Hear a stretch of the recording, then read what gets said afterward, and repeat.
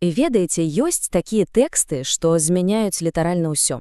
Вось так у 1891 годзе з'явіўся зборнік, якому наканавана было стаць каменем у падмурку беларускай свядомасці. Гэта, канешне, дудка беларуская Францішка Багушевіча. І самае цікавае пачынаецца нават не з вершаў, а з прадмовы. Але што гэта за прадмова? Гэта не проста нейкі уступ, не. Гэта сапраўдны маніфест, тэкст, у якім Багушевіч з неверагоднай моцай упершыню сфармуляваў тое, што мы сёння называем нацыянальнай ідэяй. Давайце ж паглыбімся і паглядзім, як віртуозна яму гэта ўдалося. Проста услухайцеся, з чаго ён пачынае. Ніякіх там афіцыйных зваротаў, ніякай дыстанцыі, што было так характэрна для літаратуры таго часу. Ён адразу з першых слоў гаворыць з чытачом як з родным, як з братам. «Братцы мілыя». Гэтымі словамі ён нібы кажа «Мы з вамі адной краві, мы дзеці адной зямлі». І вось гэтая атмасфера даверу, шчырасці, яна створаецца імгненна. Нібыта пачынаецца такая вельмі асабістая, сяброўская размова пра самае-самае важнае і набалелае. І каб гэтая размова была яшчэ бліжэйшай да сэрца простага чалавека, Багушевіч робіць проста геніяльны ход. Ён не выступае ад свайго імя, ад імя пана інтэлігента. Не, ён хаваецца за маскай. За маскай кемлівага дасціпнага селяніна Мацея Бурачка. І гэта ж не проста псевданім. Гэта дазваляе яму гаварыць голасам самога народа. Голасам чалавека, які, як ягоныя чытачы, разважае аб нашай долі-нядолі, аб нашай бацькавай спрадвечнай мове. І вось тут ягоны Мацей Бурачок закранае самую, мабуть, балючую праблему. Ён з горычу кажа, што нашу мову мы самі, дай не адны мы, а ўсе людзі цёмныя мужыцкай завуць.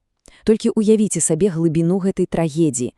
Цэлы народ сарамеецца ўласнай мовы. Як такое ўвогуле стала магчымым? Багушевіч апісвае сітуацыю. Калі б хтосьці паспрабаваў напісаць ліст па-свойму, у сваёй жа вёсцы яго як дурня абсмяялі бы. Гэта была глыбокая ўнутраная хвароба самапрыніжэння, якую выхоўвалі дзесяцігоддзямі. І што ж, Багушевіч супрацьпастаўляе гэтай знявазе. Ён прапануе бліскучую, вельмі запамінальную метафору. Калі, маўляў, людзей пазнаюць па гаворцы ці па адзежы, то гаворка, язык і ёсць адзежа душы. І вось тут адбываецца сапраўдная рэвалюцыя ў свядомасці. Багушевіч пераводзіць размову пра мову з плоскасці мужыцкая ці панская ў зусім іншае вымярэнне, духоўнае, глыбока асабістае. Мова — гэта не цэтлік сацыяльнага статусу, гэта сама сутнасць, у якую, так бы мовіць, апранута душа. І праз свайго героя, Мацея Бурачка, Багушевіч паказвае шлях да самапавагі. Бурачок шчыра прызнаецца, што і сам калісьці так думаў, лічыў мову мужыцкай. Але што змянілася? А тое, што ён навучыўся чытаць, паездзіў па свеце, і гэты досвед прывёў яго да адкрыцця, якое змяніла ўсё. Аказалася, што наша мова нічым не горшая. Яна такая ж людская і панская, як і астатнія. Гэта ж прямы заклік да ўласнага народа. Паглядзіце на сябе па-новаму, вачыма ўсяго свету. А вось тут вельмі тонкі і важны момант. Чаму для параўнання ён абірае менавіта французскую і нямецкую мовы? Таму што ў той час гэты былі, так бы мовіць, эталонныя мовы Еўропы. Імі захаплялася нават расійскае дваранства, польская шляхта, часта ставячы іх вышэй за свае ўласныя мовы. І вось гэтым параўнаннем Багушевіч робіць неверагодна смелы крок. Ён ставіць нашу, мужыцкую нібыта мову, на адну прыступку з мовамі-эталонамі. І гэтым заяўляе, яна вартая такой жа пашаны. Але, ведаеце, адных эмоцый і прыгожых метафор недастаткам. Багушевіч выдатна разумеў, што цёмным, як ён іх называў, людзям патрэбны важкія, канкрэтныя доказы. І таму ён звяртаецца да гісторыі. Каб паказаць, што ў беларускай мовы ёсць не проста душа, але і славнае мінулае, і неаспрэчнае права на існаванне. І тут ён б'е проста у самае сэрца гістарычнай памяці. Ягоны Мацей Бурачок сцвярджае, што чытаў старыя паперы, напісаныя 200-300 гадоў таму. І кім напісаныя? Вялікімі панамі. І на якой мове? Нашай мовай чысцюсінькай. Гаворка відавочна ідзе пра часы вялікага княства літоўскага і яго знакамітыя статуты. Для селяніна, які ніколі не бачыў гэтых дакументаў, словы свайго ж простага чалавека-бурачка гучалі як неверагоднае адкрыццё. Выходзіць, наша мова была дзяржаўнай мовай, мовай закона і ўлады. Пасля экскурсу гісторыі Багушевіч вяртаецца ў сучаснасць. Ён нібы азіраецца па баках, глядзіць на суседзяў і паказвае: мы ж не адны такія.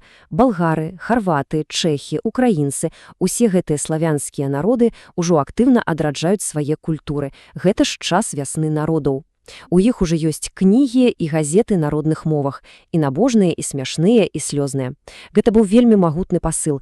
Паглядзіце, мы не адзіныя ў гэтай барацьбе. І адразу ўзнікае лагічнае пытанне: калі змаглі яны, то чаму мы не зможам? Добра. Вырашыўшы першую праблему са статусам мовы, Багушевіч адразу пераходзіць да другой, не менш важнай. Калі ёсць мова, калі ёсць народ, які на ёй гаворыць, то дзе ж тая зямля, дзе яны жывуць? Пытанне «Где ж цяпер Беларусь?» у той час было зусім не рытарычным. Это была рэальная праблема. Вось паглядзіце, гэта выдатна ілюструе ўсю тагачасную блытаніну. Афіцыйна, паводле ўладаў Расійскай імперіі, гэта быў северазападны край, назва, прыдуманая, каб проста сцерці гістарычную памяць. У народзе ж частку зямляў па старай традыцыі называлі Літвой, а іншую Беларусю.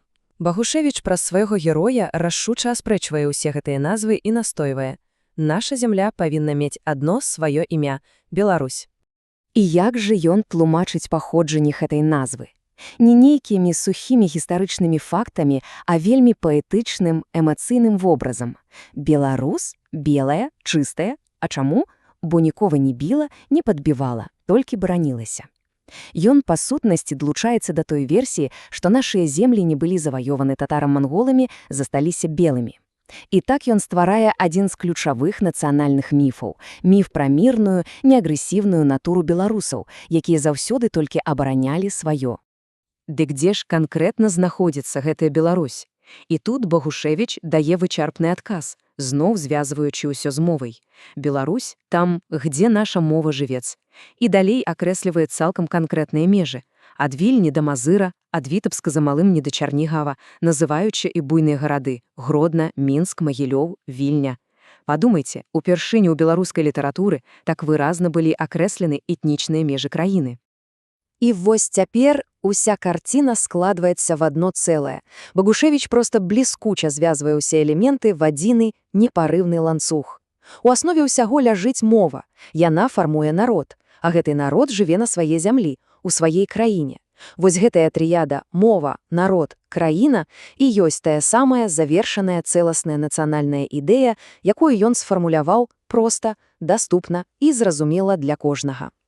Пасля таго, як усё было даказана і акрэслена, тон Багушевіча становіцца больш суровым. Ён пераходзіць да папярэджання, і папярэджанне гэтае вельмі жорсткае. Ён нагадвае, што ў гісторыі шмат было такіх народаў, што страцілі найперш мову сваю, а потым і зусім замёрлі.